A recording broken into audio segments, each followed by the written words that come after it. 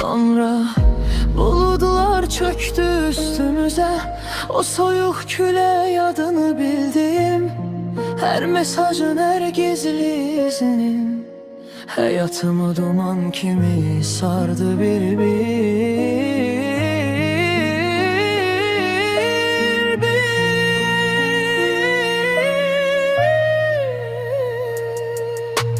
Gidip gelen küle kimi, sen her defa döndün yanıma, ben ise her dönüşünde yeniden sınırdım sessiz aramda. Sevgi vardı ama inceydi, el vuranda kırılan şüşe kimi. Kalbim hele de seni çağırır, sen eşitmesen de içimdeki sesi.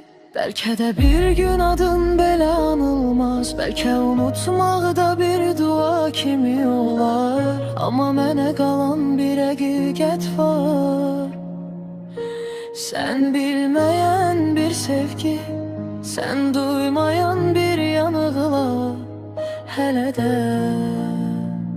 içimde yaşar.